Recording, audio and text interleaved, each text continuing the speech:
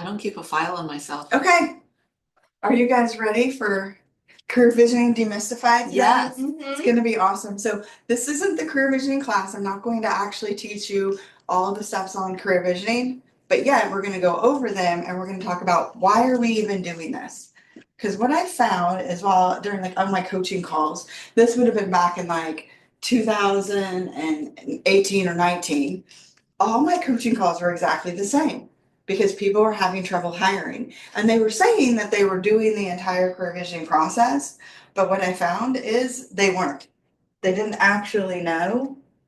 Oh, Kendi, I messed this up. Let's see. Where did I go for this again? Okay. Without this clicker, how do I move it forward? Just so I So know. 2 fingers, you're gonna go like this. Okay, that's all I do. Yep. Okay, got it. Okay. I found that I was answering the exact same questions every single time. So I wrote this class so that we can talk about why are we doing what all we're doing, what does any of this mean behind the hiring process. And I've also found that I believe that people should actually be paying attention to this and learning about it well before they're actually ready to hire somebody. Because you know, when you're ready to hire somebody, how many people are like, you're already stressed because you need the space, right? You don't want to mess it up. You're like nervous about, am I even doing this right? Or do I have any idea who I want to hire and why this would be a good thing? So again, camera on if you're on Zoom, but we don't have Zoom today. Participate, share any of your ahas, be curious, and most important, have fun. You know, that's like my biggest thing, have fun on that. Okay, I keep pushing that button instead of the up button. I will do better. Objectives. We're going to break down all the steps today so that everyone understands each of the steps because that's also interesting. It's not just the KPA. We'll talk about that. I'm going to explain each step. Why does it matter? Why is it important? What are you looking for? Best practices, myth understandings, my favorite, and we're going to improve. By the time you walk away from here, every single person is going to improve their hiring skills. Does that sound good? Yes. You all good with that? Okay. Okay. When you're reading the career visioning, and if you read the very beginning, it talks about hiring talent. So if you open up, like if you get the career visioning book and you read the very beginning, but what is the definition of talent? What does talent mean? And when you look it up, I actually looked it up in the dictionary. It means a motivated person who is a perfect match for the job. That's the next logical step along their career path. So I want us to think about that for a minute because I don't know that we always think about it that way. So it's a motivated person. That is like really, really key. How do we find that? And I'm going to tell you that doesn't show up in the KPA at all, the motivated part. A perfect match for the job. Okay, that does show up in the KPA a little bit, but we'll talk about what is a perfect match for you and your teaming. And then the next logical step along their career path. And I think that one's actually a really good one too, because sometimes we might hire somebody before they're ready, or maybe they're taking a step down, which also tells us some things. And what is a perfect match? A perfect match is the person is the perfect match when they have the knowledge skills of the job, the track record, the personality to get the job done, and are a cultural fit in line with the organization. Anybody have any ahas on that one? When we're just talking about hiring? Personality. Yeah, they have to have, I really love this last one Culture. because every single organization has a culture and it's different. Doesn't make it bad or good from one to the other. It's just a way that you do things as a culture. And some people match with it. And unfortunately, some people don't. And the same is true with market centers. Sometimes people just aren't a match. And it doesn't make them bad or us bad. It just isn't a match. And we just have to be okay with it.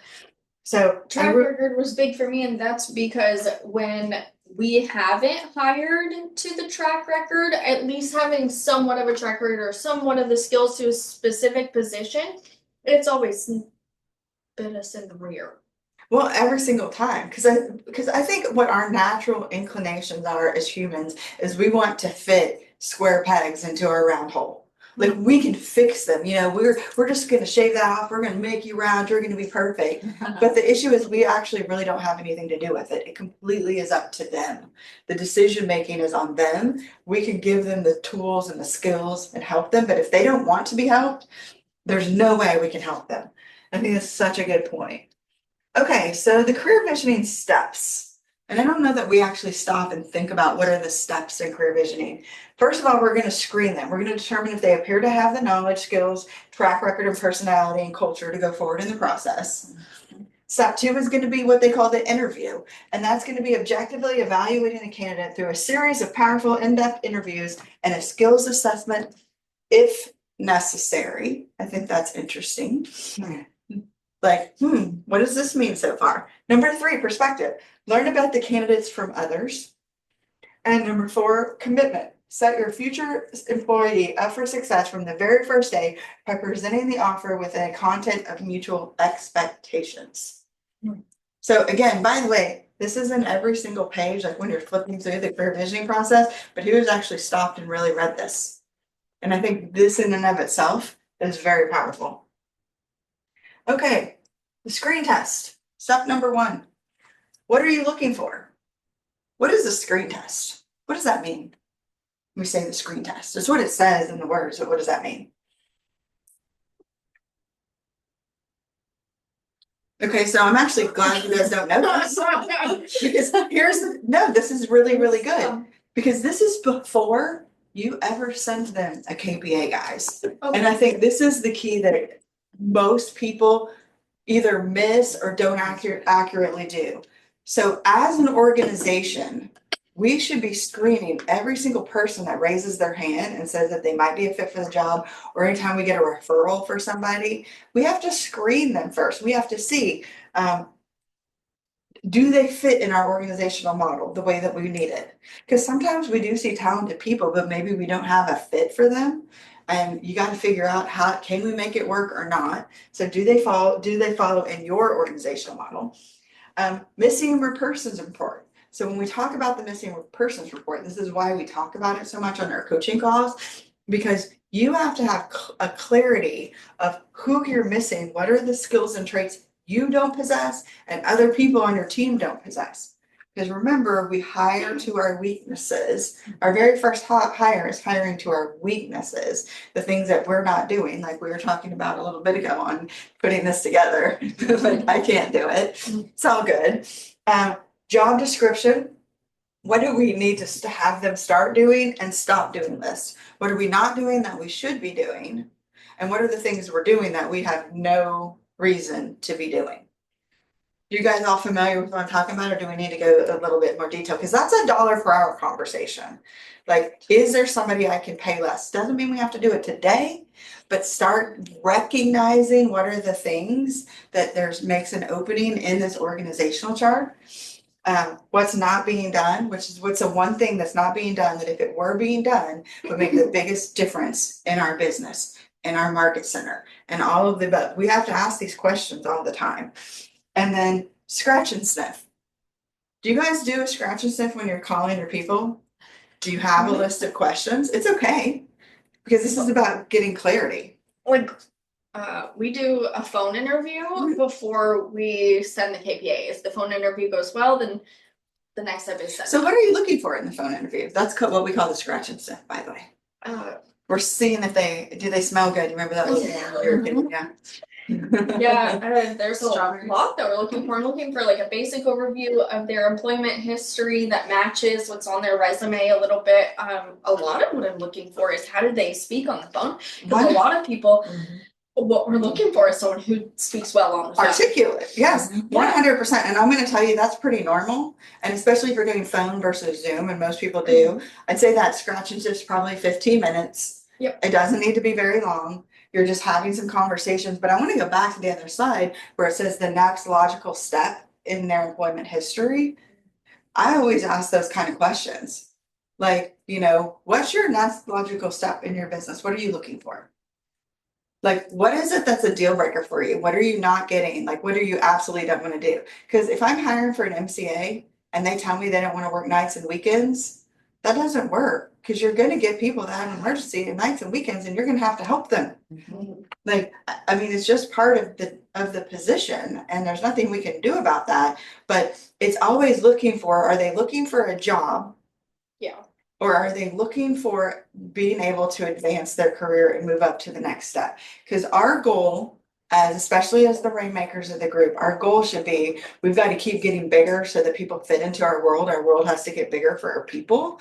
And we should always be looking for, are we making it so that everybody can grow to their highest potential and still be in our world? Because what we don't want to happen is them grow to their highest potential and they start hitting their head and they're like, I gotta go to another place, or I'm gonna go do this on my own. All of the above things, right? I think Brian taught me this, and it was described for me the right role for you and the wrong role for you. Love those questions. And that's in the phone interview. So what is the right role for you, and then what is the wrong role for you? And also that tells me if they even read the job Oh, description. and I think that's really interesting whenever I'm looking for, like, I was looking through my resumes today. And it's so funny what people's definition of a team leader is, because it's very different than what our definition of a team leader is. Because I can look at it and be like, oh no, they wouldn't be able to handle this job at all. And I could clearly see it just by looking at their resume and what their experience is in that. And I think you also, you know, when you're having a conversation with somebody, it's very different than an interview where you're sitting in front of somebody. So sometimes you can pull things out that Yeah. maybe they wouldn't. And we'll talk more about that later, because there's some other steps that we can do on that as well. Okay, steps 2 to 4. Let's look at what this means. So this is all straight from the KPA. These are all screened straight from the KPA. And when it talks about this, step 2, interviews, right? That's that second little one where you're doing it, the interview. It's the job fit verification, the thought process, the life story, and the motivational. And I'm just going to tell you, a lot of people try to hire professional people to find their people for them and do stuff. But I personally think that you as a rainmaker should do every single one of these steps. And I think you should do every single one of these steps because A, you know your team better than anybody else. And B, you're creating a bond. And we're going to go over some of these and the bond that you create with people so that you see, are they a fit? And I especially believe the motivational one, every single person should do. And frankly, I think you should do it more than once ever. You need to be doing these after 2 years, one or 2 years in it. That was one of my big ahas during COVID when we were doing the Zoom, doing all the Zoom classes. And what I learned was that she said we should do a motivational interview with our people every year. And I'm going to show you guys what a motivational interview actually should look like and what you should be looking for in it. And then perspective, groups, references, and defense. This is when this kind of gets taken out of your hands. It's like something. Touched it. Did I touch it? Yeah. It's a touch screen. Touch TV. How do I set this back up? It's reloading, There we just go. go back in your, yeah. It just rebooted. I'll have to probably screen back down to it. I think it just went out. I probably should have touched it more. Oh, yeah. Okay, motivational group references, defense, expectations, and dialogues. This is when it kind of gets taken out of your hands, and I'm going to talk a lot about the group interview. I'm pretty passionate about that, and I can give you some examples. References, do them. Defense, expectations, and dialogue. So let's go under the KPA misunderstandings. I love that in the book where they always talk about the myth understandings. So we just used it here. Number 1, I did most of it. And I got that a lot, by the way, on my coaching calls. Well, I skipped the references or I skipped the this, but I did all the rest of it. No, follow the entire process. And I thought about it as like baking a cake. You need all the ingredients, because can you imagine what a cake would taste like if you left the sugar out? Nobody would eat the cake. I'm just going to tell you, it would not be good. And I think this is why you have to make sure you're putting all the essential pieces in. The KPA is the career visioning process. And I'm going to tell you, I'm going to guess that probably 75% of the agents out there, especially back then, we've been kind of like talking about it more and more, thought if they're a perfect match, if they're a high match for the KPA, it was a done deal. That's not true. Also, a KPA perfect match means I found my hire. Behavior and intelligence is just a small piece of the puzzle. It's, they say in KPA, in career visioning, that the KPA is 20% of the hiring process. I think we use it with a much bigger leverage. And I think the more classes that I've taught, and I'm gonna talk a little bit about talent, because I really genuinely believe in that talent class that Liz Landry's created, and what I've learned from it, goes into it. And then if their KPA says they aren't a match, I don't need to continue. So here's one of my biggest, I'm gonna just say this is my biggest bugaboo. Don't send somebody a KPA and don't validate it. Because I want you to think about if you had gone and taken a behavioral test and then you never heard another word from the person who gave it to you, what would you think? You wasted your time, you weren't valuable as a person. There, see, think about how that must make them feel. And our job is, I always look at the KPA as my job is to make them feel so wonderful about themselves when they leave. Maybe they're not a good fit for me and my organization, but that does not mean I don't want to make them a better person. My goal is always make everybody the best version of themselves. And that's who they are. That's them.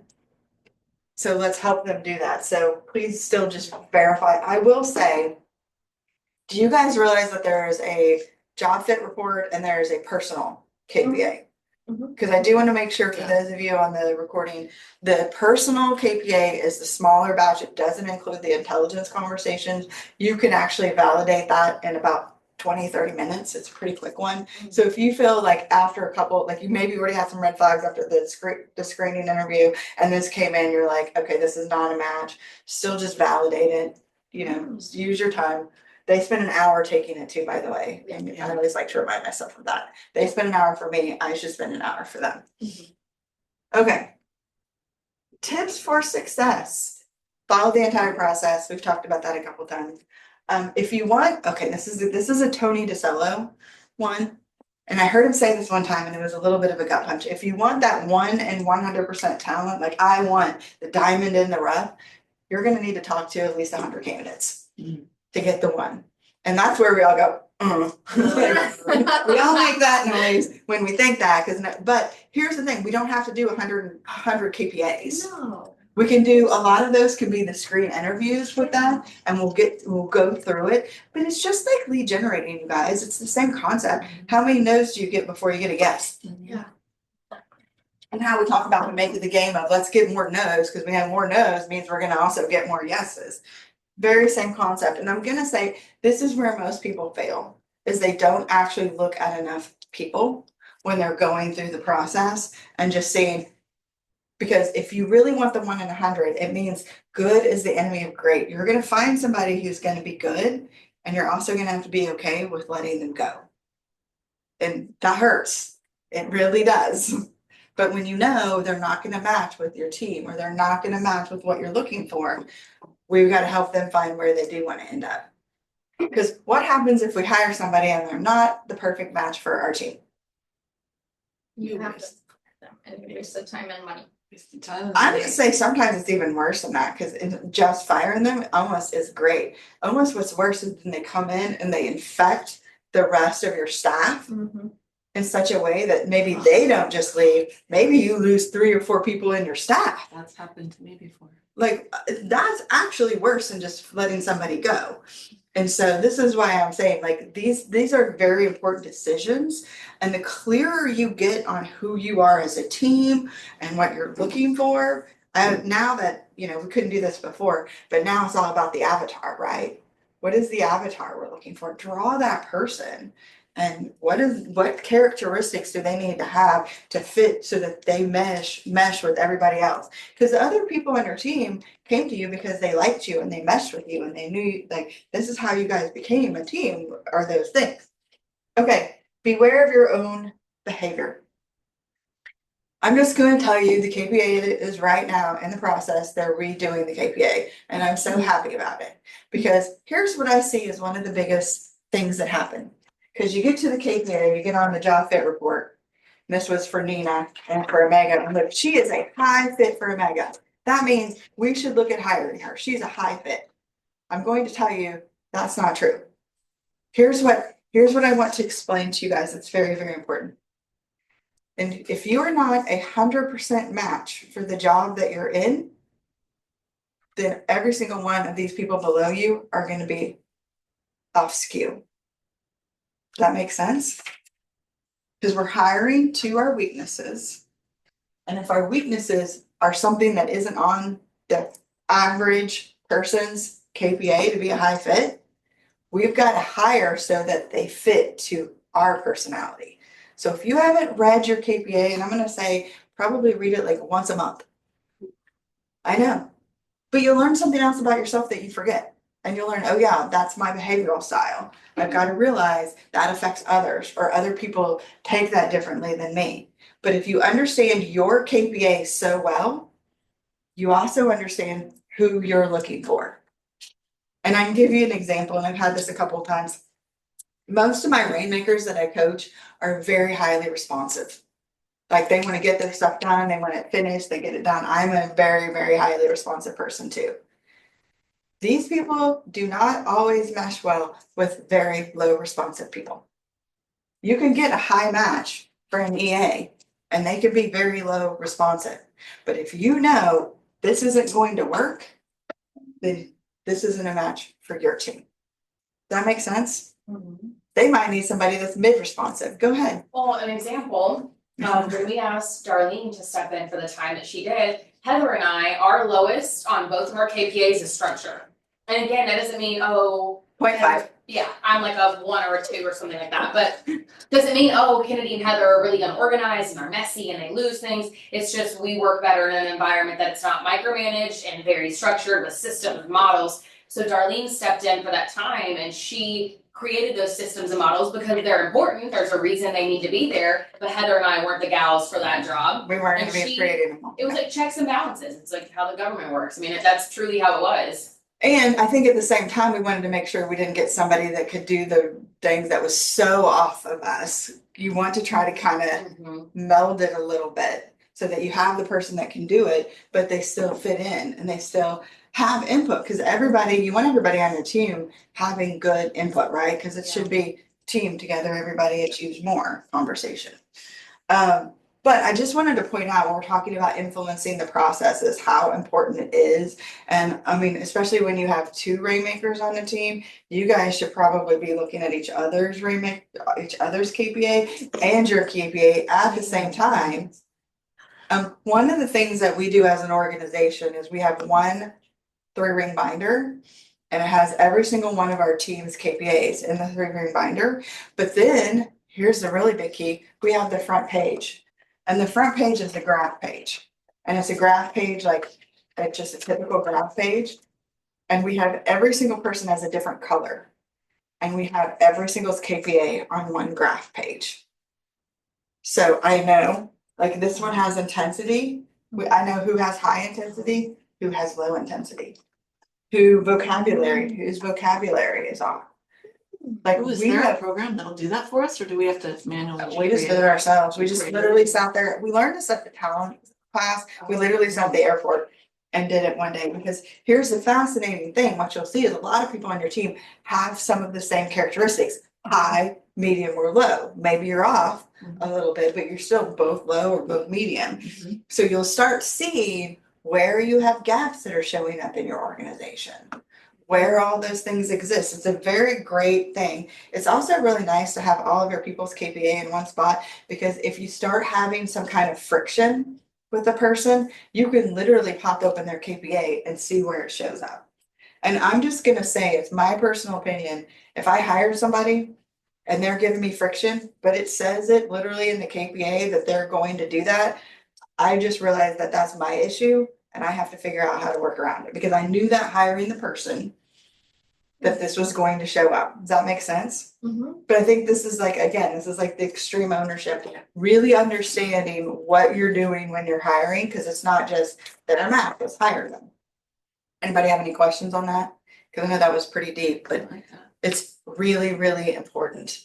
Okay, always be looking for talent. I'm also going to tell you, this is the other thing people don't do enough, is one, I'll just give you the example on this. So when Brian hired his showing assistant for his team, he was at a restaurant and he noticed that there was this one lady and she was just running around and she seemed to be doing everything in the restaurant. And so at some point he just started talking to her and he asked her. And what he found out was she wasn't the manager and she wasn't the assistant or anything. She was just a server in the restaurant. But her manager had gotten fired that week. Oh. And there wasn't anybody to order the food. There wasn't anybody to take care of everything that needed to be done. And she knew she had people that came in every single week. It was the same people. They came in every week. She did not want to let her regular customers down. So she went and learned how to do the things she needed to do because customer service was her highest and best. He actually ended up having a conversation, hired her as a showing assistant for the team. By the way, she's still the showing assistant for the team still today. She doesn't want to be a buyer's agent. She doesn't want to be the leader. She loves being a showing assistant. She loves showing houses. She loves taking care of people. And she shows so much love that they never even notice that they're not talking to the buyer's agent. And I think this is where, when you guys are in a restaurant and you see somebody, because we can actually pay people more money than they can in almost any other industry. We need to be paying attention to the people who are showing up like we're looking for and recruiting them into our team. Any questions on that? I'm still trying to find what. I've seen him do that. I can't find mine. Yeah. I know I have a KPI, but I don't. Okay, so job match report. This Yeah. one's actually mine on my job match report because I put it up here for a very specific reason. Because I want to talk about, this is where I get very passionate about this because you have highs, mediums, and lows. I will tell you, I've heard from a couple people that are like, they wish this page didn't exist. And they wish it didn't exist because people use it the wrong way. And I think this is what you have to understand. If you are a low match, it does not mean you can't do the job. And I'm telling you, I've seen people that are low matches do a better job than people that are a high match. I always like to call this battery fillers versus battery drainers. I almost wish it'd be full and low, or like something other than high and low, just so for us to really full, empty. Because what you have to realize is everything in the low, you have to exert energy to do whatever those jobs are. Because maybe it's just sitting still, like literally. It could just be sitting still, so you're having to exert energy. So you're calmly sitting still and paying attention because you're not getting squirreled as to all the 20 other things you want to do. Your medium fit, it's going to be the same thing. Your high fit, and I'm also, if you're like a 0.6 or 7, that's so close to medium, you guys. I'm still calling that a medium. Because your high fits are things you naturally do without having to exert any energy whatsoever to do it. And usually you actually have fun doing it because you're like, this is the funnest thing ever. Like when you're done and you're just like adrenaline shooting out like fireworks, I want you guys to realize that's where my high spot is. That's where I'm a high. When you end up the day and you're like, I'm so tired, I'm just barely making it, that tells me you did a lot of stuff down here that wasn't in your behavioral style. Doesn't mean you didn't do a really good job when you did it. Because most of us are like pretty high character, high ambitious people. We're gonna do a good job and we're gonna do it well even when we're not good at it. And I want you guys to really understand what you're looking for in here. I always like to look at this page, and here's why I like to look at it. I want to see how many highs, how many mediums, and how many lows. I want people that have the least amount of lows on a piece of paper because that tells me they can do most things within their behavioral style. That's all I need to know. I don't need to know what's your highest, what's your second one. That's my first question is where do they show up? What if you get somebody who has like a lot of lows? I was about to ask that. Well, what does that tell us then? They have to work hard to do everything. That's in real estate. They have to Okay. work hard to do everything in real estate. You're 100% correct on that. Because remember, our job, what we do as real estate agents, is so much harder than any other job. I mean, who thinks, like none of us would be willing to do this, but who thinks working at a government position is a lot easier than doing what we're doing? I'm going to 100%. say yes. Because it isn't for you because it's boring. You're just sitting there and Right. pushing a bunch of buttons. You're not doing a lot of hard things and you're getting paid for no skills, really. Like you don't have to be able to do it. So what I'm saying is, when you're looking at that, it's probably they're better off for all of that certainty of sitting in a position. They do the same thing every day. That's really more suited for them. Because here's what I know about real estate. There's not one time you do one contract that's exactly the same as another That's contract. correct. Yeah. Every single one of them's different. I pretty much learned something about every single one that I do. Something's different. Mhm. Oh, learned that this time. Good to know. Some people don't handle that well. Mhm. Some people, it's that certainty aspect. We can talk more about that later. But highs, mediums, low, many highs versus many lows. So does that answer your question? Yeah, I think so. It's an energy thing. It's not an Yeah. intelligence. It's not a smart thing. It's nothing other than they don't have the energy to be in this business. And what that means is they're gonna get burned out. But that makes complete sense because like I've worked at a job before at the title company where it was like, here's your list that you do when you get a file in, you open it, you do this, then you do this. And like people can follow a list of just instructions, but what we do, it's thinking on the spot, it's making decisions quickly and Mhm. stuff like that. And then the example for the battery fillers versus drainers, I think that was my biggest aha when Brian told me that about the KPA. Because when you look at it, you're like, oh, I'm not good at structure, I must be unorganized and you know, but it's like somebody that's an MCA or a good fit for an MCA, they're introverted, they don't like to talk to people that much, they love working behind a desk and Pushing being in their own numbers. bubble. But a team leader loves talking to people. I'm a 100% match for a team leader because I, as you guys can tell, love to yap. So that comes so easily for me. So if a person that was an MCA fit and doesn't like to talk and doesn't like to do those things, they would get so drained being Well, a team leader I'll give and you the having flip those side of that, conversations. Kennedy. It's like when we're doing the deposits at the end of the day and you have to look at all the numbers. Yeah. And we have to look at them like 4 times because we know we're gonna rush through it. So we Exactly. have to put the energy Safeguards, to yeah. slow down Mhm. because we don't want to be wrong. Mhm. But we probably couldn't do that long term. No. At some point, we were like, this job Yes. sucks. I So hate draining. it. Yeah. Right? And I think this is where we have to understand as people hiring other people, where do we want them so that they're getting to shine? Our goal should be to make everybody the best version of themselves, right? Average, I mean, I don't think average is the best version of yourself. It's just the average version of yourself. Mhm. And I think this is true like with the mediums and the lows.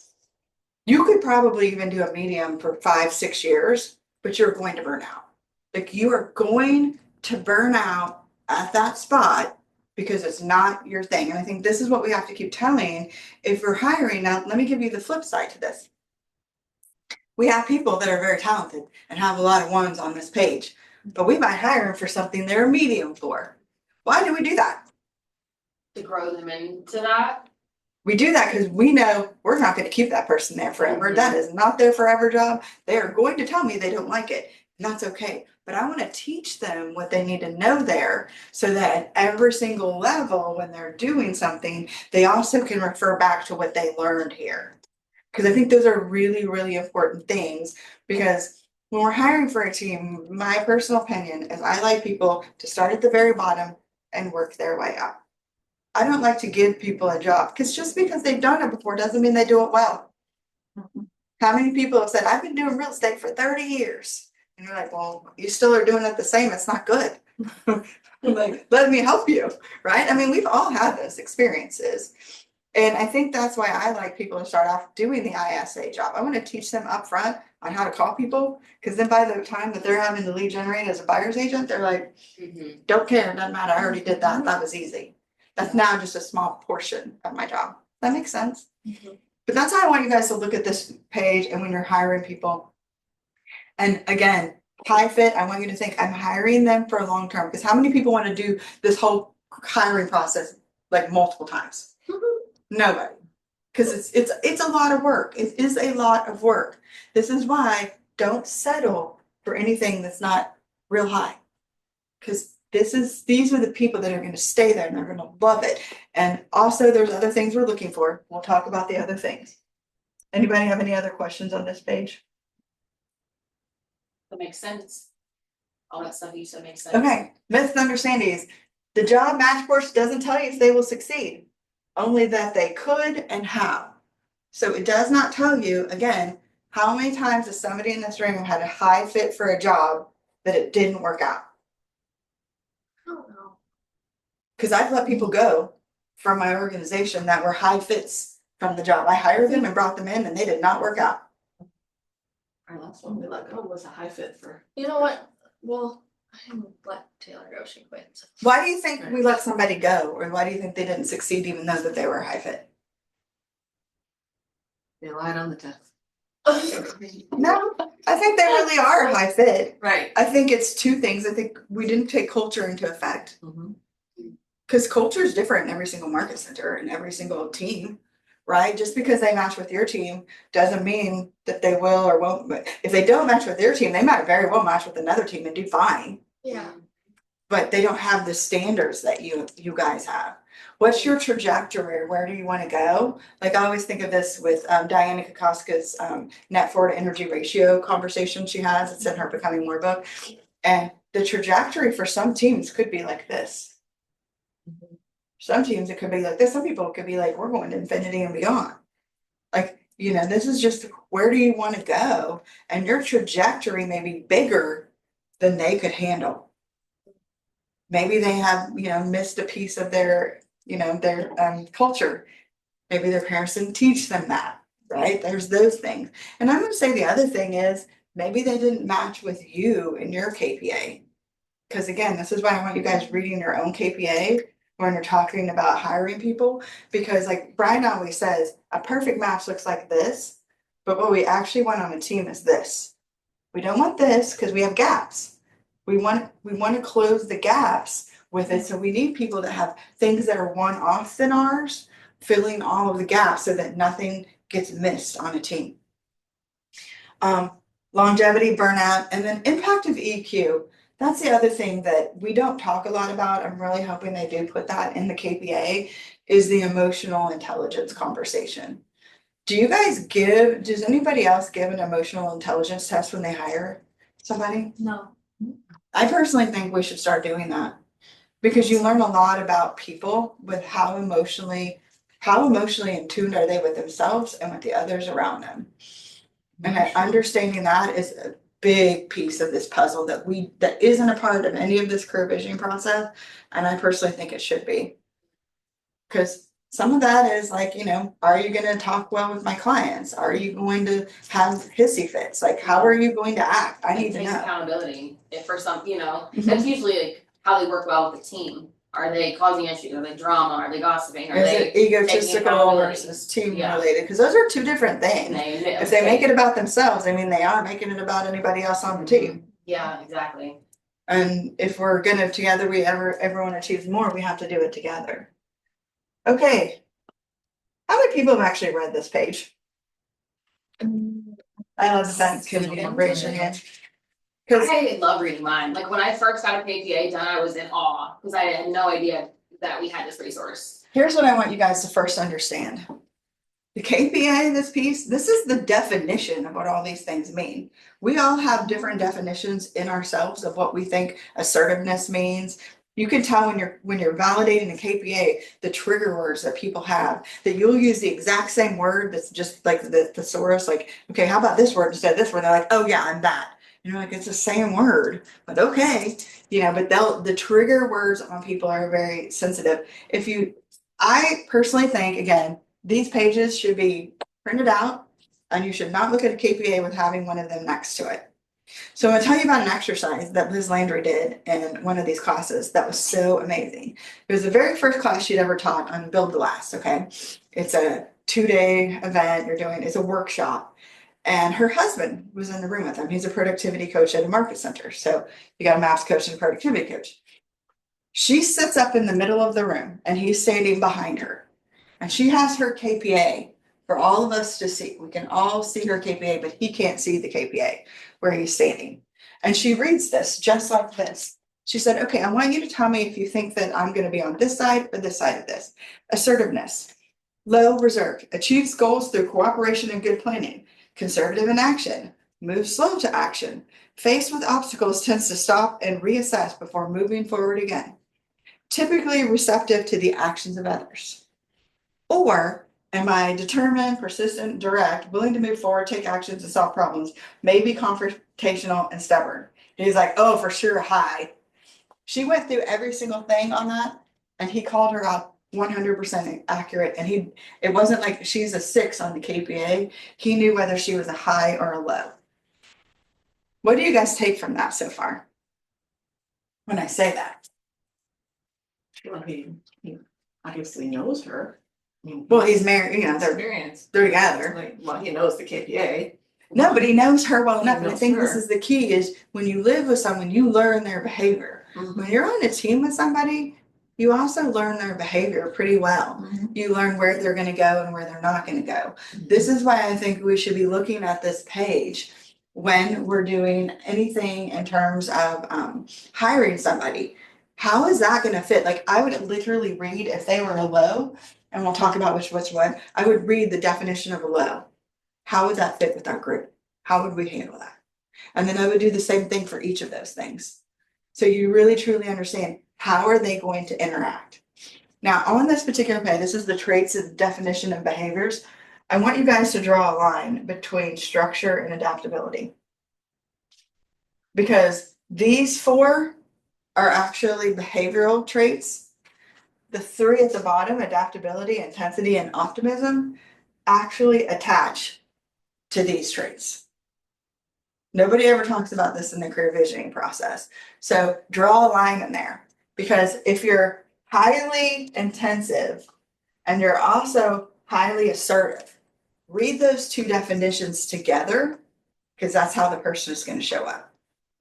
If your adaptability, intensity, or optimism is in the middle, it doesn't matter. It's not going to attach. What if your assertiveness and your intensity are a little different? One's extremely high, like a 10, and then your assertiveness is like a 3.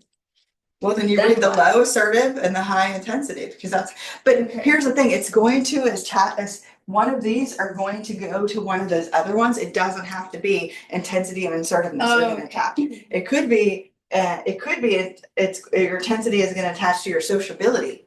So you're going to be really out there sociable. Like, you need to look at those highs and lows and how those attach go, because it's really fascinating where they go and how it looks up. Isn't the one that Faith was saying, that example of like low sociability or assertiveness and high intensity could mean they're a ticking time bomb, like they keep things internalized? That's what. What are you saying? And then when they're mad, you know, everybody knows when they're mad. Yeah, well, that's, you know how some, like, okay, if I have a problem, I have no problem going to Heather and being like, hey, didn't like how this was done, I don't have a problem doing that. Some people are very passive when it comes to that. What that means is someone's passive, or they don't bring things up a lot, and they let that fester and fester and fester sometimes, and then when it comes out because their intensity is high, but their assertiveness is low. So it's just something that you. It's really fascinating. Yeah. Makes sense. And so you're looking at, now here's what I'm gonna tell you that nobody else had ever taught me either. This was just such a big aha, so I'm gonna borrow the graph page. First of all, I wanna point out something on the graph page that most people might not know. Every single job, these are in a different order. So if for mega agent, you only have 2 things that make a big difference. It's, do you have good intensity and do you have a good vocabulary? That's really all you need to know that you fall into a good mega agent. You have some that have 4 things or 3 things. They're all different on what the highs, the mediums, and the lows are. So when you're looking through them, make sure if you're looking at different job profiles, that when you're doing that page, you get them correct. Does that make sense? On the mega agent. This is a mega agent, will all be the same. Right. But if you show up like as a single agent or maybe a team leader, let's just call you a team leader for a minute. The team leader one has different things than a rainmaker has. Different things that make a difference. Now, here's the thing I didn't know, is you draw a line between 3.5 and 6.5. And you draw the line straight up through here. Why do you do that? 3.5 and 6.5. That's your definition between the highs, the mediums, and the low. So when you're looking at this page, anything that falls in the middle, anything that's between 3.5 and 6.5, they can shift up or they can shift down. Kind of doesn't matter. The stuff on the ends, those things are set.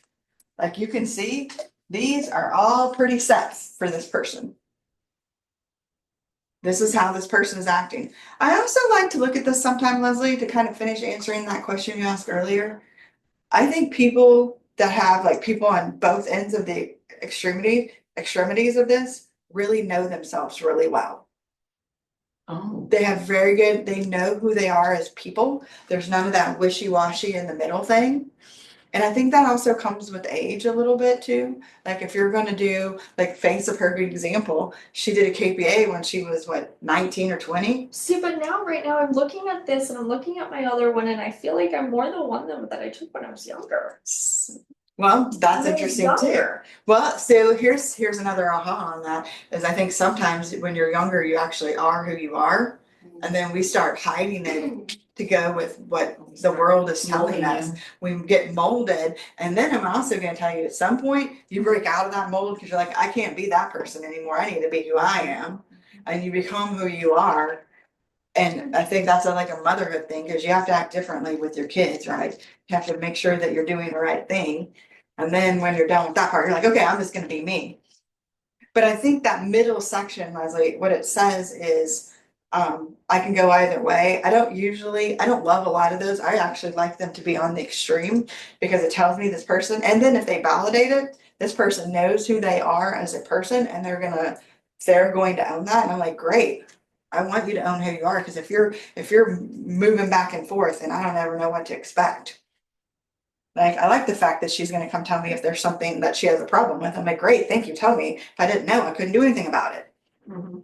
Kind of, that's how I look at it. So when you start getting these KPAs, start drawing the line between 3.5 and 6.5, because you'll really learn how important that piece is on that.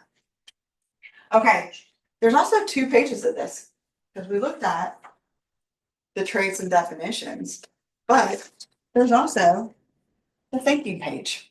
It also has different definitions. There's 4 of these. And this is how a person is going to process things. Now, I'm still digging deep in this piece. I'm just going to be honest with you, because here's what I do know. High logical problem solvers. I like to liken a high logical problem solver to a computer. And you know when you have a computer and you get the spinning wheel of death until it finally shows up with the answer? Because the computer is doing everything it can to figure out what is that answer. Logical problem solving are looking at what is the logical step that everything goes so they can solve the problem, right? That is what a logical problem solver does. So if you have somebody who's a high logical problem solver, they're not going to be able to see things in their head. They're going to need to write things down a lot to go through how they're coming up with the answer. Now, spatial. How a spatial person solves a problem is literally, it's like a Rubik's Cube in their head. Like, that's how I like to describe what they're doing, because they're taking all of the pieces and they're turning it and they're doing it inside their brain until they come up with the answer, and then they're going to tell you what they see. 2 different ways of thinking. So if you hear somebody say, I can't see what you're saying to me, that means they can't see it yet in their head. It means that they're probably a spatial person. Now, what could go wrong if I don't remember what you 2 are, but let's just say you guys are both high logical problem solvers. What happens when a spatial person comes in? We don't know how to relate. I don't know. No. Well, I can tell you, because I am a very, very high logical problem solver, and Brian is spatial. And you want to talk about not being able to understand what 2 people are saying? I'd like to think we're not dumb people. But literally, I can be explaining something to him and he does not get it. And he will do the exact thing to me, and I'm like, I don't have any idea what you're saying to me. And it's because our brains don't work the same way. And I think really understanding what works well with you. So when I'm talking to my people that are high spatial, I usually make sure whoever they're bringing on can handle a high spatial. Maybe they're high spatial and high logical, that's okay too. But you have to make sure that they mesh together. If you're very high logical, maybe you want somebody that has some spatial so they bring a different point of view to your team. But if they're going to be your right-hand man, you're going to need somebody that actually can communicate with you. Does that make sense? Vocabulary. I don't know that I really fully understood what vocabulary meant until I learned this from Liz. Here's how she likened vocabulary. Vocabulary really has to do with how you grew up. Did you go to a lot of different countries and a lot of different places and learn a lot of different words? Did your parents expose you to things even if you were in a smaller town? Or were you from a one stoplight town or a no stoplight town? Because if you are, and by the way, I've seen these people and I've seen their KPAs, these people are not dumb. It just means they hadn't been exposed to enough to learn what they needed to learn yet. That's what vocabulary means. I think that's really great. And then rapid problem solving is gut instinct. You're just gonna solve the problem, you're just gonna go without all the way thinking through it. And if somebody asks you, how'd you solve the problem? You're gonna say, I don't really know how I solved the problem, it just was the right thing to do. Here's where we have to worry about it. If we have somebody that's low spatial and low logical and high problem solving, it means they're gonna solve the problem. They're not gonna be able to tell you how they solve the problem. They're not gonna be able to tell anybody how they solve the problem. And if they create a problem, that's not your problem. Right. They might That's solve for it, my kids. not solve it. Yeah, they might not solve it properly. Right. One of Huh? my kids Says like is your that. One of my kids is so rapid fire problem solving, but then and he's a genius. And then logical, it's like he's not gonna tell me how he solved that problem. He's not gonna tell the It's his teacher gut. how he solved the problem. 100% his gut. Now, it could be he's also spatial and Mhm. hasn't been able to figure out to tell you that yet. Yeah. Because that could be it. It's always fascinating to look at little kids and see how their brains work and where are they gonna show up in life. Like, I love doing that, super fun. I think that's when, we usually call that someone doesn't have any common sense. Yeah. And by the way, those people are usually brilliant people, Right. but they don't have the common sense to think through to like, and I'm gonna guess they're probably also very spatial, Yeah. truthfully, like the more that I learn about it. But pay attention to how people are talking about how they're solving problems, because problem solving is the most important thing we have in real estate. All we do all day is solve all the problems thrown at us, right? Mhm. And I think that's why, going back to what you said about the low fit, I would almost guarantee every time I've seen somebody with a bunch of low fits, it's because they're low on logical and they're low on their problem solving skills. So it's not really going to be an industry for them because they can't solve the problem, which is what our whole entire industry is. Right. So, and again, I personally, with the problem solving, I want somebody that can solve the problems and do it really well, because otherwise it's gonna just keep getting dumped on my lap. And do it well and do it. And Right. do To it your right. standards, Right, to your standards. to your standards, which we talked about, we'll talk a little bit more about the standards, because I think that's important. So here's the summary again. So this is me as a coach. So luckily for me, I am a high fit, so yay on that. But if you look at like where I fall, I also have, I'm very like, I'm one side or the other. Honestly, the only thing is my adaptability and my sociability are kind of in the middle. I can handle one way or the other. I like to call myself an introverted extrovert, Yep. because I can go be an extrovert when I need to, and then just leave me alone and I want my blanket and I don't want to talk to anybody for a while, because I just need my alone time. Mhm. So anyway, I think these are really, where are you a high match? Here's how the impact. And then the greens mean it's a green light. They're gonna be a good, like they match, they fall within the gray line. That's what a green means. A yellow means they're outside of it somehow, but not so bad that you should worry about it. And a red means that you've got somebody that is really having to put a lot of effort in to do the skill at the level that you need it done. How many times have you guys had, or has anybody had this, where you talk to somebody on the phone and they were awesome and great and you heard their history and they're so wonderful, and then they took a KPA and they were a low fit? Mhm. Does that ever happen? Yeah. And it's really devastating, isn't it? Yes. But I think this is also why behavioral and intelligence, some people can tell you what you want to hear, Yeah. but this is the truth. If it validates, we still have to validate it. Right. But, okay, job match summary, low matches. Here's with somebody that, oh, this is me for an accountant. This is me trying to be an accountant, right? Like, don't ask me to have structure, because I don't have it. My spatial visualization, don't like it. I'm very high logical. I'm off the charts on my logical problem solving. My responsiveness, also very high. You're gonna get a response from me if you want something. By the way, you don't need to be very responsive to be an accountant. You just need to do it all and do it right and get it turned in on time. Interesting how you see that, right? Now, I can do accounting. I actually took accounting in college. I did really well in it and I don't mind. We could close the books all the time. It's fine. We can do it. Yeah. But we also have to spend some energy doing it. Okay. How do you validate a KPA? I always say give yourself 1.5 hours. We did a KPA last week. It took 2 hours. Mhm. It took 2 hours though, because we were letting them talk more, because we wanted to find out what they were going to say, some of the things that they said to us. Because it told us, are they in alignment? Are they fitting with where they're wanting to? So I'm going to say, if you've got one that you actually really like, it might take 2 hours. You got somebody that you know you're iffy on and you tell pretty quickly, you're going to speed through it.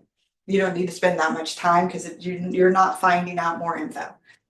You can be on Zoom for this stuff if you want to be. I think that one's still an okay one if you want to do on Zoom. You do have to explain the process to them. And then read the job consulting guide word for word. What does that mean? This is the job consulting guide. Because if you remember, in the job consulting guide, here's how you use this guide. Yeah. It tells you what to Exactly do what to say. in all of this. And people don't follow this, which is very surprising. And I think, rereading this just reteach you how to do the KPA properly. And then dig deep, because remember, you're trying to find out what they're going to say to you. How are they going to fit in? How are they going to react if something shows up? When you're looking at the consideration page, your first one is your job consideration ones. These are all the things that are fit with it. So you're going to focus on where the behavioral matches the role. So I'm just going to tell you on the first part on those job consideration ones, this one's going to be pretty easy. They match.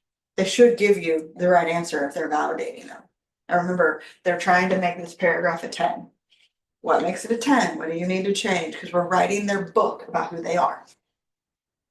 Job considerations 2, this is where they don't fit.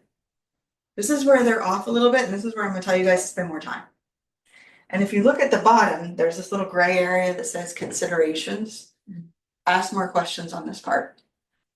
She may spend too much time on relatively simple problems which could be easily solved. That would be good to know. That's me. I mean, that's okay. She may try to solve problems in a logical way when a quick, intuitive answer may be more appropriate. Now, this doesn't mean that they will. What have they learned in life on how they're dealing with their logical problem solving, or they're dealing with their spatial? Because this is on logical problem solving.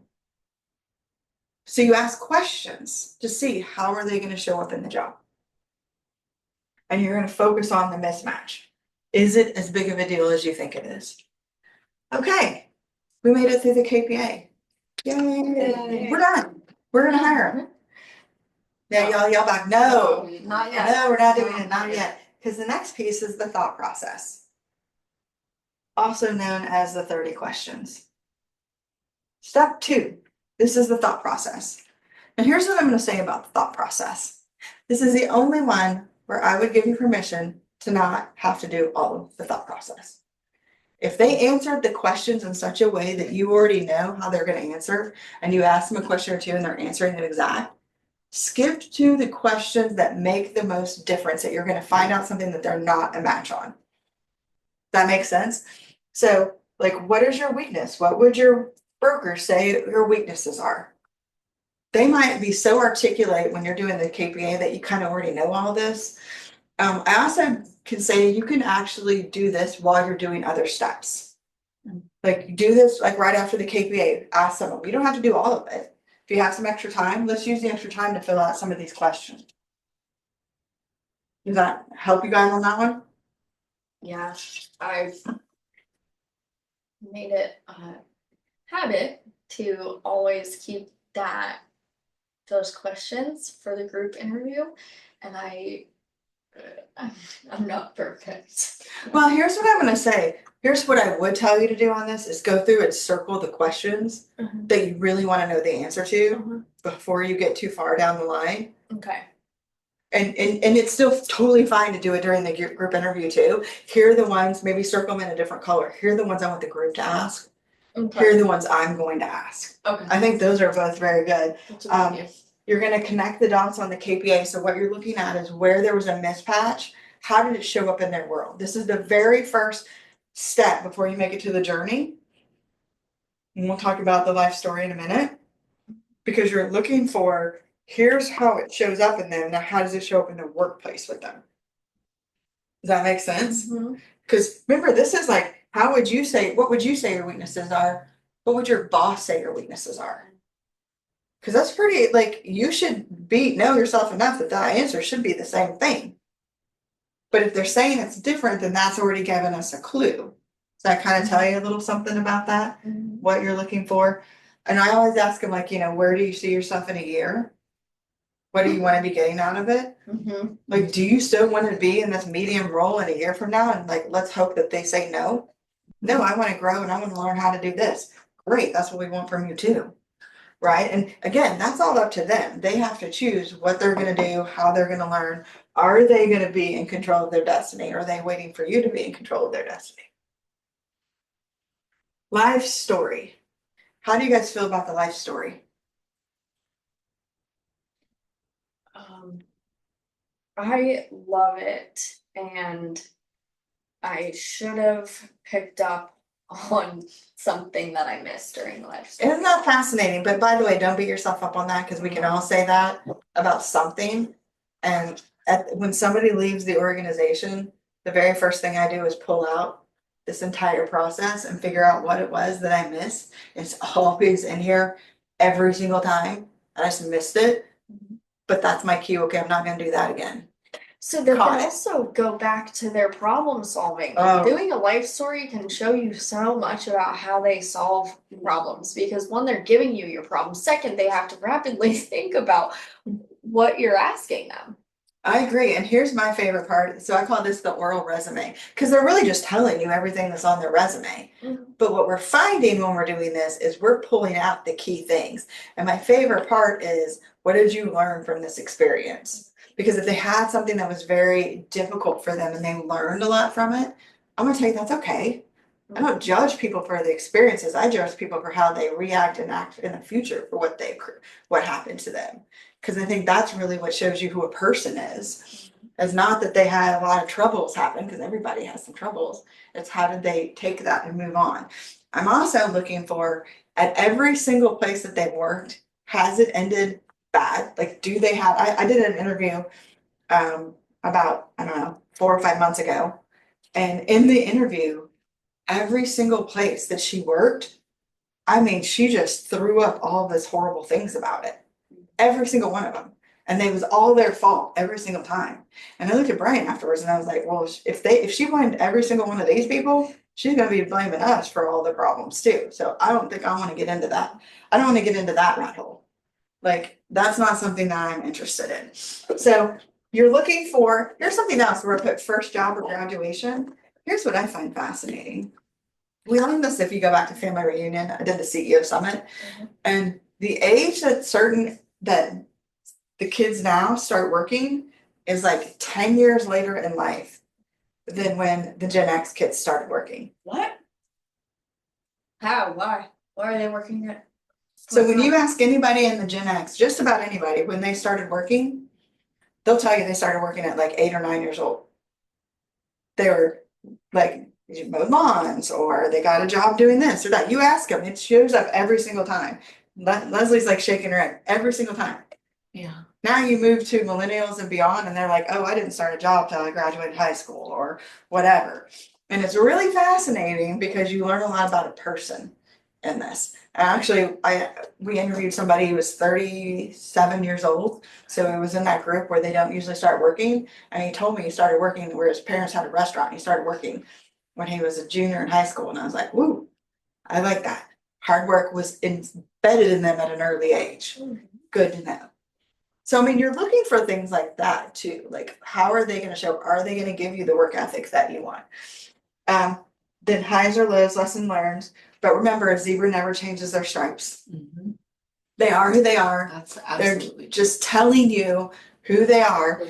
I know, I was gonna say, my brother always said, my brother is actually the director of ops at one of the Six Flags at a whole amusement park. And so he's had tons and tons of employees in his life.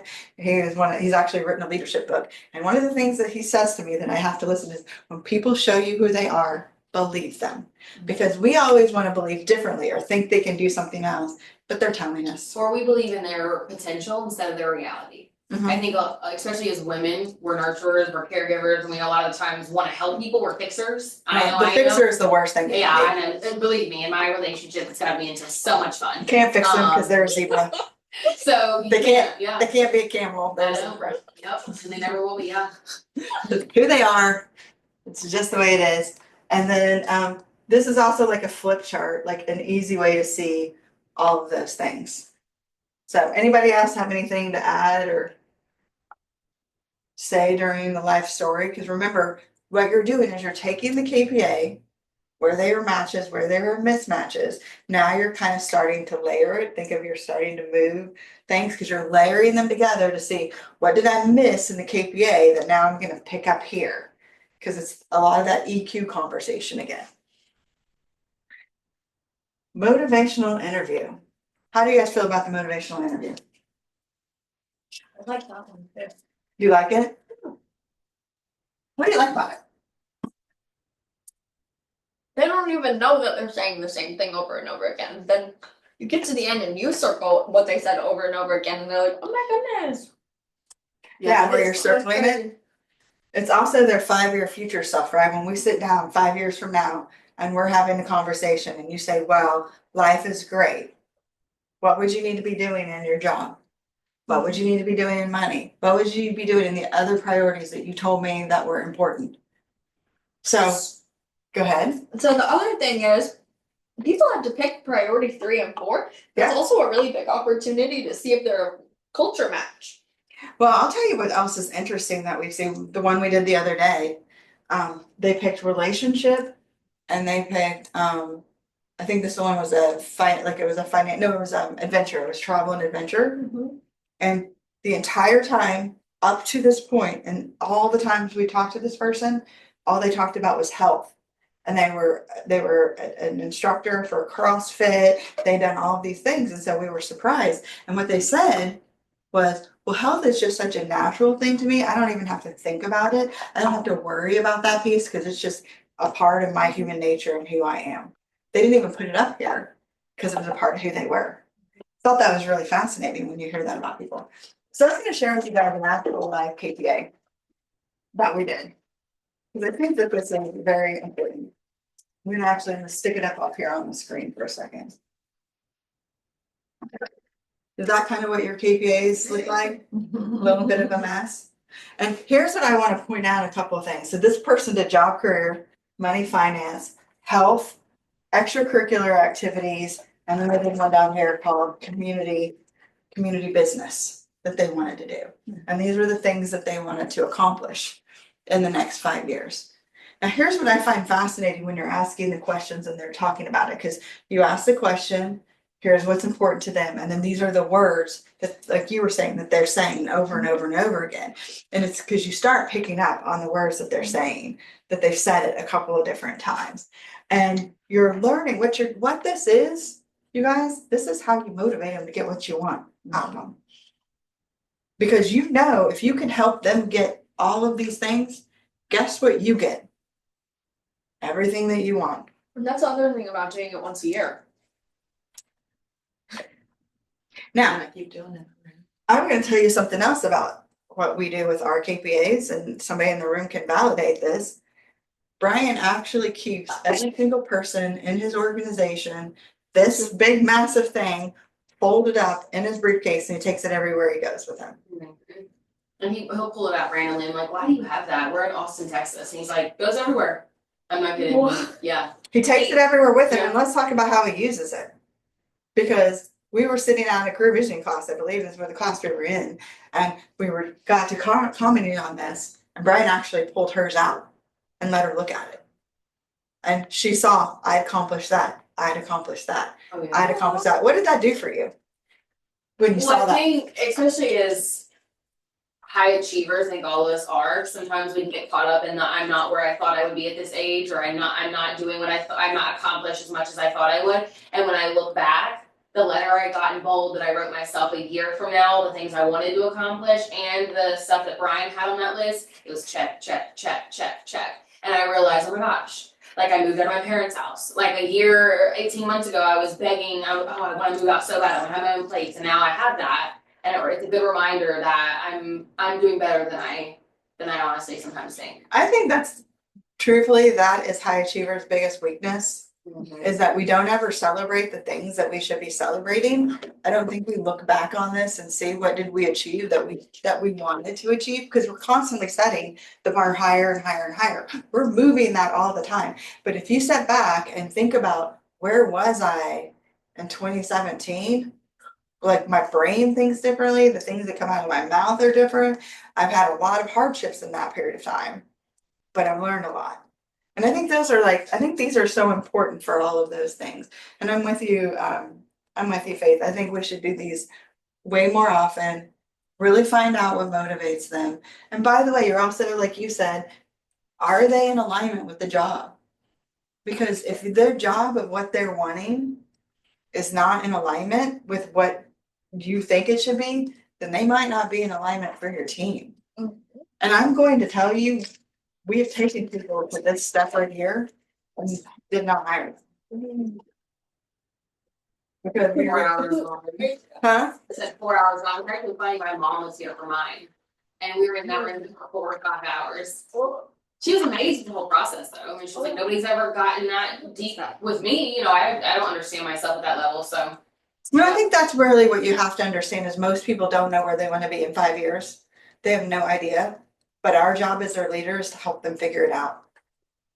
What are the things that you love doing? This is why having those meetings with your people all the time and asking them questions. Because by the way, have you guys changed where you wanted to be in 5 years ever?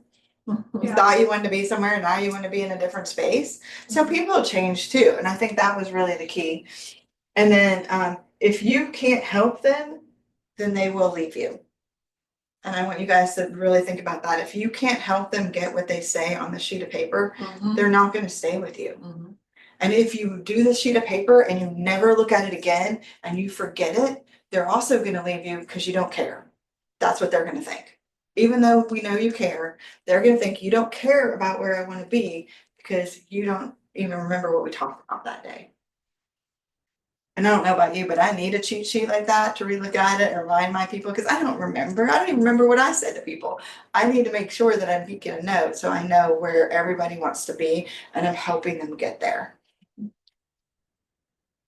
Okay, after the motivational interview, the group interview. What happens when you finish up the motivational interview and you switch to the group interview?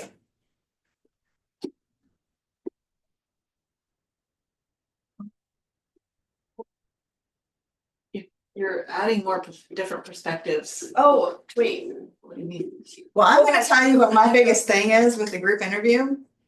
The person that did all of this stuff with them is not allowed in the room in the group interview.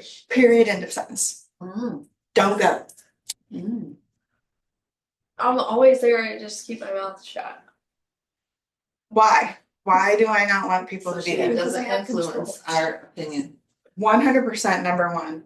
Because we've already kind of fallen in love with this person, right? We didn't take them this far if we haven't fallen in love with them. It's just too, like, it's just part of it. But we need a different perspective to tell us. Think about like the train going down the tracks from Bold and the different perspective, and everybody saw something different. We need a different perspective. Here's how I always did my group interviews. When I had a bigger team, my team went. But before my team was really big, I actually had one agent in the market center. They were in my downline. We were very, very close. I helped them. They, we always were talking together. They knew exactly how I ran my business because I helped them and I taught them. Here are the things you need to know. I had that person go on the group interview for all my people because they would know, would they fit with me culturally? Would they find out? And they had a list, to kind of go with what you said, they had a list of questions that they were going to ask at the group interview. And they weren't always questions that I asked, and they could always get stuff out of them that I never did before. Here's what you need to know, because here's where, and by the way, I always told all my candidates, ask them anything you want about what it's like working for me. Because I wanted them to know before I hired them what it's going to be like, because everybody has their opinion. I'm not going to change. Sorry, it's who I am. So you need to know, can you handle this? If you can, it's okay. No, but it's true though, because, maybe they like that kind of behavioral style, maybe they don't. But your team needs to be going places with it. And I'm saying that's true with the market center too. The market center needs to go out with the person that you're talking about hiring without you there and see, do they fit in? Is there gonna be a piece? Because what's the most important thing about a team? Then being. We all fit together. Together, everyone achieves more, which means together. Mhm. We have to be working together. And if somebody isn't gonna be working with the rest of the team, they're gonna go back to that cog in the wheel. I always say, ask the candidate to ask questions that they have about you. So if they have any questions that they wanna ask that maybe they were afraid, I'm also gonna tell you, I usually recommend to not do this group interview on site. One of the things that I always like, the person that I always had do it for me, he had a membership at this club, it's called Summit Club. And it was just like a little private place people could go and you had lunches and hang out and social thing. He always did them at the Summit Club for when he did the group interview. Cause we got them off of their interview track. When you're on an interview, it's your first day, you're gonna be the best you're ever gonna be on that day. You're just showing up. By the way, if they're not best, then they're already showing you that's the best they're gonna be. It gets worse from here. Like literally, that's how we have to think about people. And you send them off somebody that's a little bit more casual. They're gonna start having more of a casual conversation and they're going to let their guard down.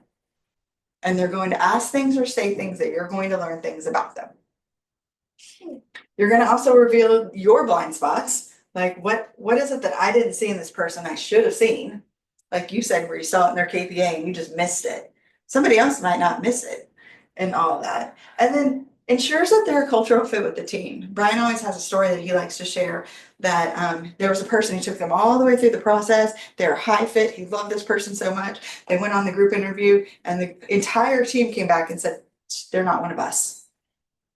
It doesn't fit, it doesn't work. And his team would not let them hire her. By the way, this person is super, super successful, still great in there. But I think the key was maybe Brian and his team weren't exactly the same and they didn't fit here, even though Brian was gonna hire them.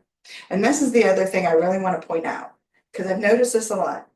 When you have the rainmaker do all of the hiring, and this is why I push really hard having that administrative person doing the hiring, that means they're gonna click really great with you, but they may not click really great with the leader of the administrative side. Because your personalities are different. And if you bring somebody in, so if you set them up that they're gonna have your high level of caliber leading them and teaching them all the time, and then you don't have that, what's gonna happen to the person? They thought they were gonna get this and they got this. They go like this. They're gonna be disappointed. They're gonna be like, this isn't what I was promised. None of this is what I was expecting. And it's really why I push so hard for like market centers and for teams, that you have the team set up with whoever they're reporting to should be the person that hires them. And we should train them at the level to do that. What's your aha? Because I can see your face. I'm thinking about positions that we have filled right now and positions that we have empty and how they didn't, I don't know how we could make the I know. next hire be better. Well, see, this is where it does get interesting, because it starts getting messy in this place. But I'm really passionate about this because I've seen it happen so many times in market centers where you had the one person hiring them and they came into the position and then it just didn't work. Right. And I mean, one of them, I'm not even exaggerating, was in the other market center, hire somebody, they walked out on their very first day at work. Which, by the way, should be a message to us that we hire you, you get to the job and it's so far off from what your expectations are that you literally tell people you're going to lunch and you leave and you don't come back. Like, that's a pretty big aha and stuff. So I'm sharing all these things. This is a true story, really happened to us. But it's where sometimes even the best hirer, the best person, this is why maybe you should be the group interview. You still get a say, and whether or not they're hired, but you're letting somebody else spend the time getting the bond and learning the motivational interview. Does that all kind of make sense and match where everything is? Train someone else to do it. Huh? That means we have to train someone else to do this. 100%. And by the way, is this an easy thing to train people to do? It's not. And honestly, it's why I wrote this class, because I want people to understand where the pitfalls are, because we all fail in the exact same pitfalls in this scenario. References. I just put do them. Mm-hmm. And let me ask you another question. When you're writing out your references, do you write people's names on here that aren't gonna give you a good reference? No. No. People that are gonna put, So what should you do? well, you go to 3D. Yeah. Go 3D. I always remember my OP told us a story. So Sherry Lewis teaching us some stuff. And she was talking about somebody that she'd taken all the way through the career visioning process, or recruit select at the time. And she was getting ready to hire this particular person. And she did the references, and the first references were all good, just like you'd expect. Second references were all good. And the third references, she found something out about that person that she absolutely didn't know, and it was a deal breaker, and she didn't hire her because of going 3D. Because remember, step one, now by the way, what happens if during step one, I've also had this happen, where you call people and you get negative references on the people that they write on this piece of paper? So I did get one, and it wasn't completely negative, but it was something that ended up showing up. Oh, okay, tell us more about that. That's a good lesson. Let's fill us in. So, just to make sure you heard what she said was, she did this one time. She had one person that said something that she was like, but she hired them, and then it showed up. Yeah, so it was a different one of someone's superiors, and they said that occasionally they spent a lot of time on their phone during work hours. And I had worked in the industry that they were currently working in before that, and I was like, well, that's kind of there's slow periods in that industry, there's a lot of time, there's a lot of So you behind gave the them a lot of scenes. excuses. Yeah, so I was like, okay, whatever. And then it showed up in this industry as well, and I was like, okay. Because remember, believe people when they show you, Yeah. like the whole story. And that's a hard one, because we do want to fix it. Like Kennedy said, we want to fix the problem. Like, we can help you. We can't help them. Only they can help themselves and stuff. And I just want to point out, like, why these are so. I will also tell you, this is one of the other things that Brian is very adamant about, is that he does not delegate this piece out. He calls all the references himself, because he wants to hear the tone. Because a lot of times, especially with HR concerns, they can't say Mm-hmm. all the things they want to say, Mm-hmm. but they can say thing in a tone that tells you everything you need to know. And would you hire this person again? If they said hell no, you'd be like, oh, okay. Thank you for that. Appreciate that. All I need. And by the way, this has been true where we found out things about other people, other teams were hiring, and we're like, we're just gonna let you know that you probably want to dig in a little bit more, because they're saying they wouldn't hire them again. And I don't know about you, but I don't want to hire somebody that somebody absolutely does not want to hire again. Right. Probably not a good match. This is the one I'm going to say most people don't do. Mm-hmm. And I will say, if I'm going to just give Georgia some credit, she does an amazing job on this. So when we do any hires for the market center, we are required to turn in a full packet of the entire KPA, completely written out, the motivational interview. She sees everything. She does the full package of all of it. And she does a 1-hour call with us and the candidate on the call. Mm. And she's asking questions that she sees, like, do they live too far? Does this show up? Like, she is digging deep on all of those questions. So she's looking at all the flip charts. There's somebody, she knows the role very well. She knows whether it's going to be a fit or not fit. We did this for a team leader, and she said they just want a job. Mm. But I don't hire anybody that just wants a job, so that didn't work. Mm-hmm. But I think these are, like, having somebody who actually can look at this and tell you something gives you that third party objection of things that you missed, Mhm. that somebody else can see. Even beyond the group, Huh? even beyond the group, because it's someone not related to your 100%, because she's literally said to us before on things with certain things, like, that's too far of a drive. And guess what happened after about a year? It was too far of a drive.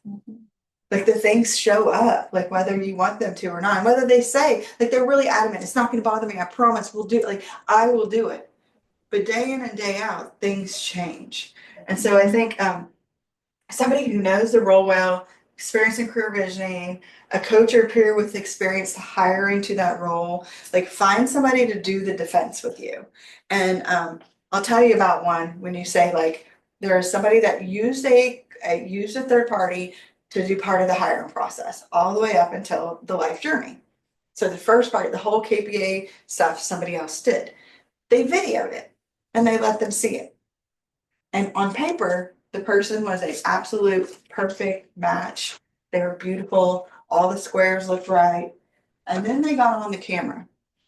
And this was for a very high luxury team who sells a lot of houses, and they do a lot of client events, which means their admin person is out in all of the client events.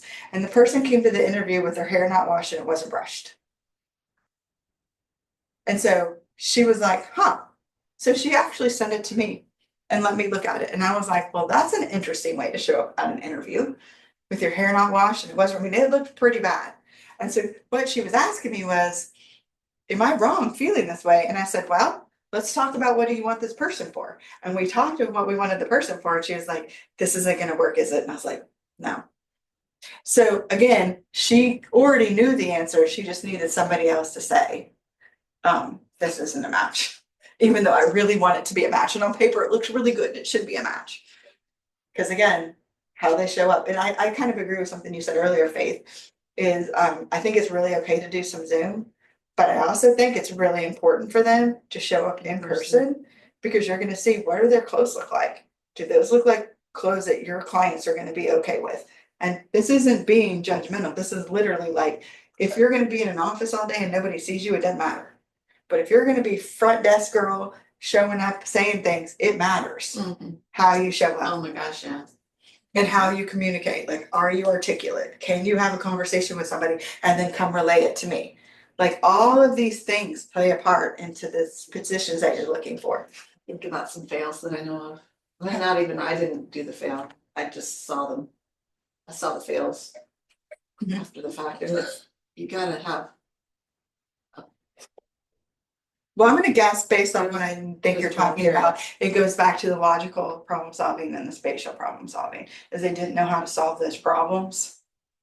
So all the problems just get thrown right back into you guys' laps because they couldn't solve them. They wanted to, and they're a great person. That doesn't make them a bad person. It just means it wasn't the role for them. And when you go back and look at the KPA and you saw where their high was, and their highest fits a showing assistant, that may be where they need to be the whole time. And let me tell you, it's okay.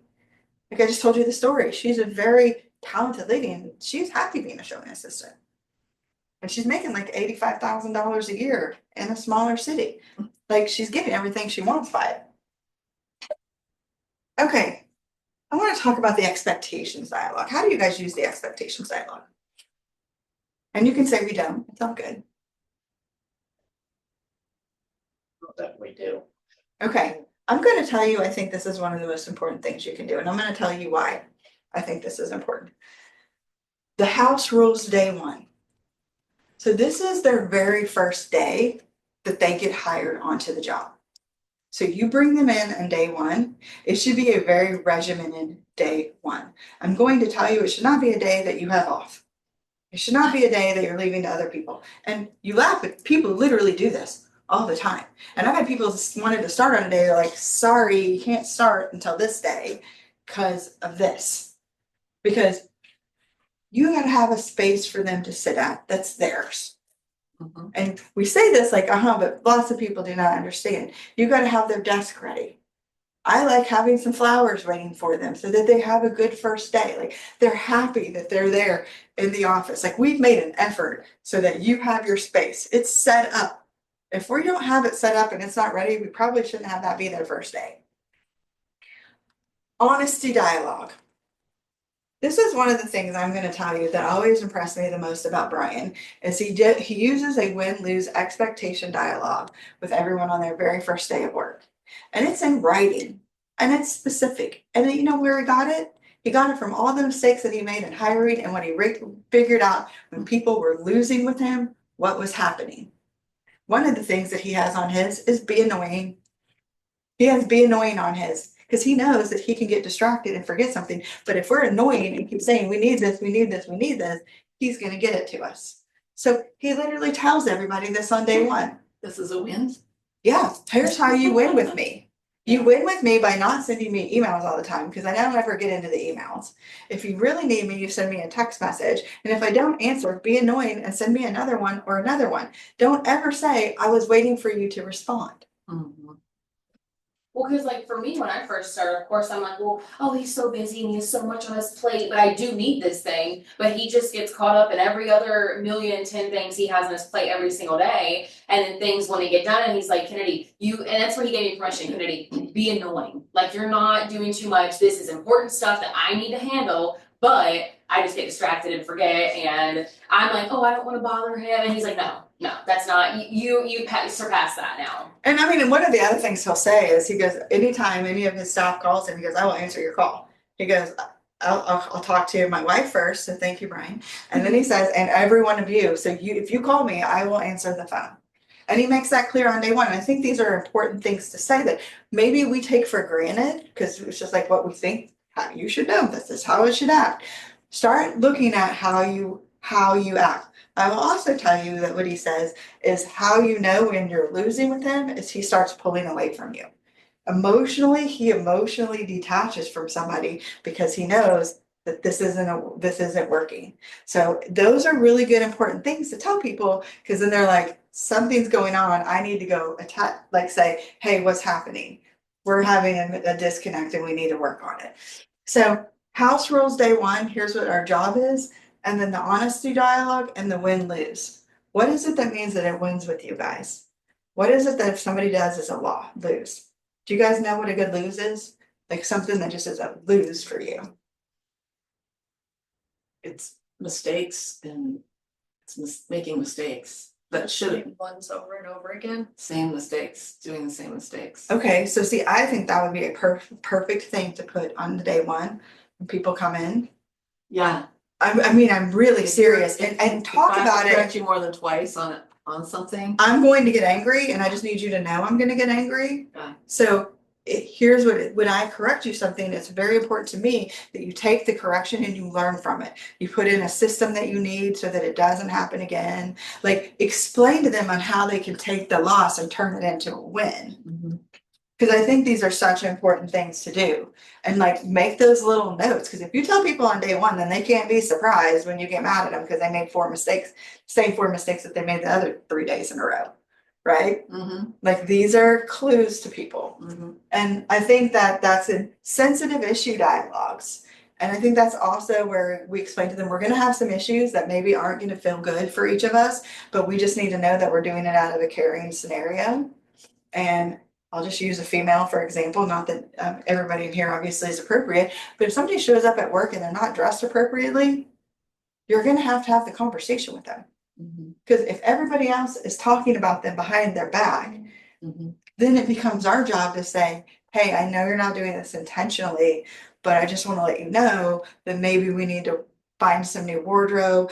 And maybe it's like, tell me about it. And they're like, I can't afford anything new. And maybe that's like, okay, let's go buy you a few more new clothes. I will invest in you so that you can be dressed appropriately and show up at work. Like that just became a win for that person because you cared enough about them to do that versus letting everybody talk about them behind their back. Review job description, one thing, and Okay, all right. I don't know, I think you put KPAs. Here's what I'm gonna say, what's the one thing? So when we do a job description, the job description has the one thing job description, the 20%, and then everything else in the job description.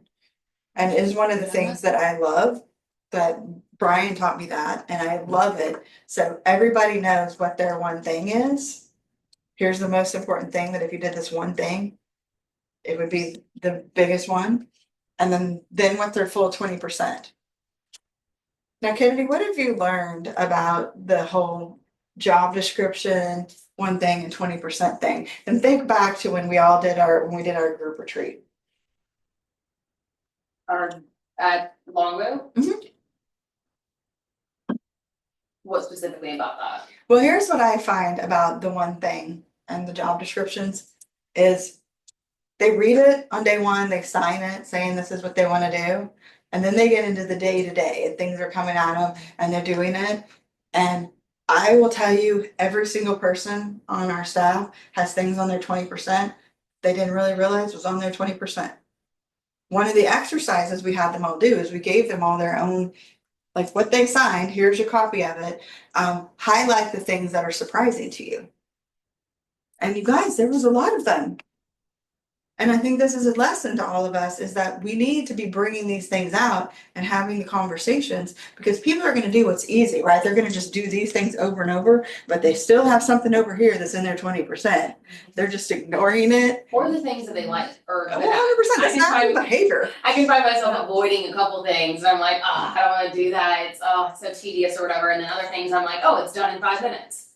So, I think that's just normal behavior. And I think it's recognizing, is this the right thing for this position? Do I need to hire this out or do something separate with it? This is all part of the hiring process. Like, how do I need to handle all of that? And this, like I said, the other thing that Brian does that I really, really do like on the first day is he shows the what's that? It's not the My KW class, but it's the video that talks about the history of KW and what it all means. Oh, yeah. Now, why do you think he does that? Well, it's laying down the culture. And 100%. Where we came from. You know what's most shocking to me? Like really shocking to me is how we feel like we talk about KW culture, we talk about Red Day, we talk about all the things a lot. And yet there's people in our office that have no idea what it is. Mhm. We found that out on a text message thread today. And I was like, huh, that's interesting. Never participated in a Red Day before. I was like, mind blowing. But again, it's what we are so unconsciously competent in. We know without even realizing we know it because we've been in this world for so long and we've done it, but we just brought in a whole bunch of new agents. They don't know anything what it is.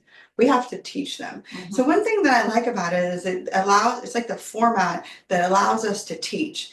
And I'm gonna even think I've thought about this in terms of teams, because we show up for KW, but maybe we should be creating like videos of the team. Why is it important to be a part of our team?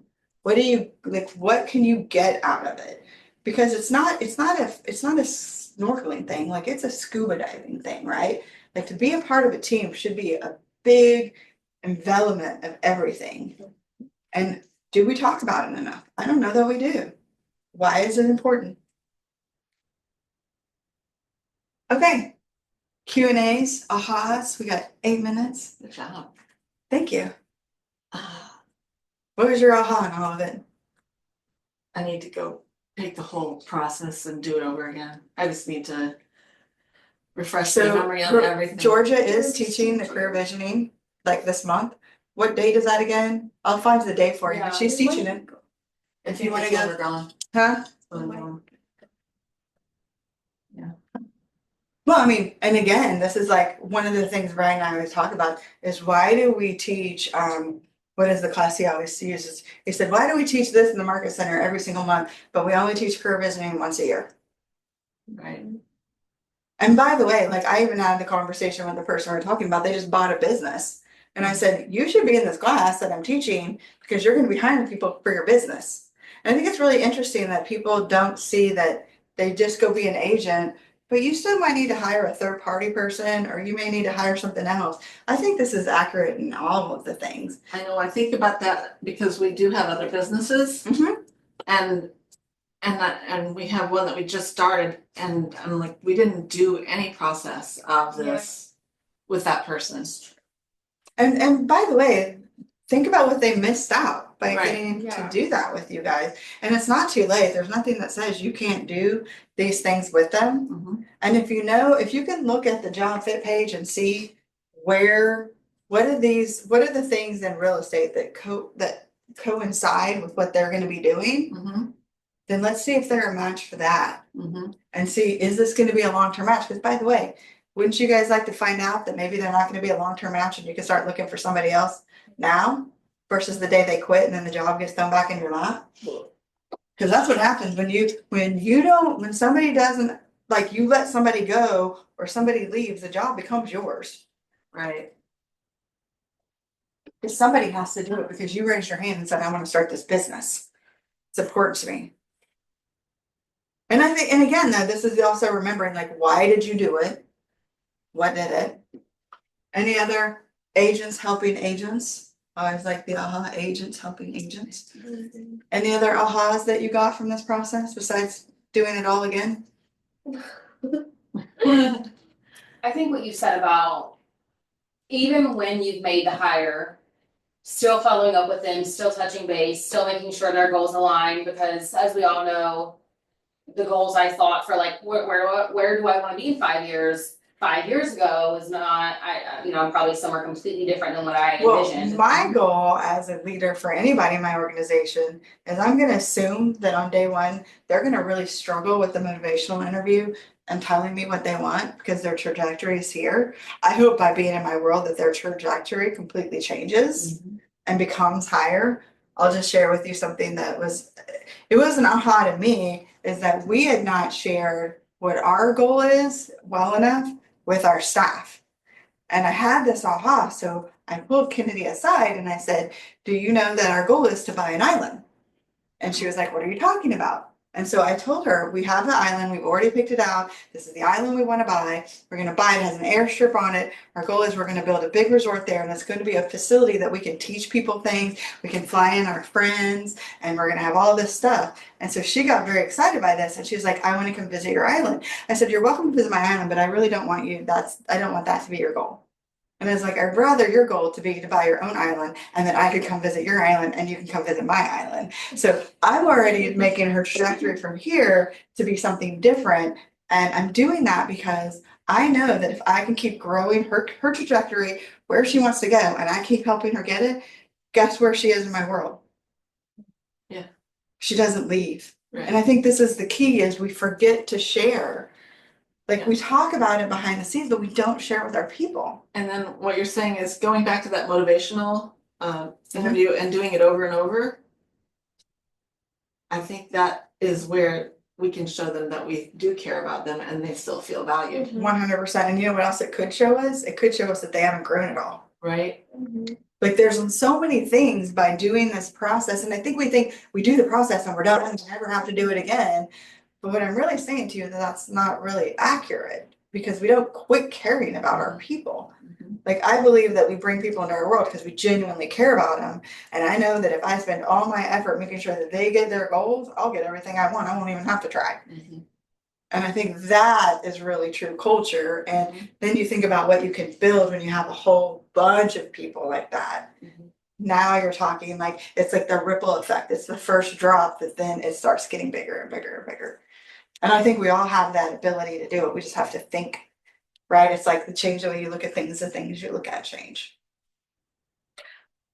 The aha that I had was still go to the group interview and also do it somewhere where they're not so comfortable. Yeah. Or Or get where they comfortable. become comfortable. Yeah. Like tell them it's okay to go to a restaurant for lunch Yeah. and sit and talk over lunch. Like let them go to a coffee shop. Yeah. Like let them go somewhere that's not in your office. And I think that that is outside the realm of how most people do that group interview. So this is why, like I said, I wrote this class, because it's not just about what you do. You do the group interview, you do this, you do this. Why do you do it? What are you trying to get out of it? How does it save you from heartache? Really? How does it save you from heartache? Right? How do we not hire the wrong person? And you go back to the cost of a bad hire. I'll just share with you, we hired a person that was leading, our entire team. And in the process of it, every single other person on our team quit. Every person quit. Now we were able to keep them on and not let them quit, and we had to let this person go. But if you bring one person on and it makes everybody else so miserable, you've done something very wrong. So, Gotta get a peek behind the curtain. huh? So they get a little peek behind the curtain. Well, I mean, it happens every single time. You find stuff out and you're like, huh, that's interesting. And it really can be the difference, I mean, the energy in the office and me waking up and wanting to come into work and do good rather than sit out, like, being miserable driving to work, it makes the difference. Right. Okay, thanks you guys for attending. I'm going to And hit, you were right on time. where's the, hopefully I didn't mess it up with the stopping of it. It did record it, right? Should have. If not, I'll do it again. I'm teaching it again next month. Okay, what Okay, perfect. red days you were asking me? Okay, Rebecca started asking me all these questions this morning and I couldn't answer them and I got stressed out. Okay, so I was thinking that we would end at like lunchtime.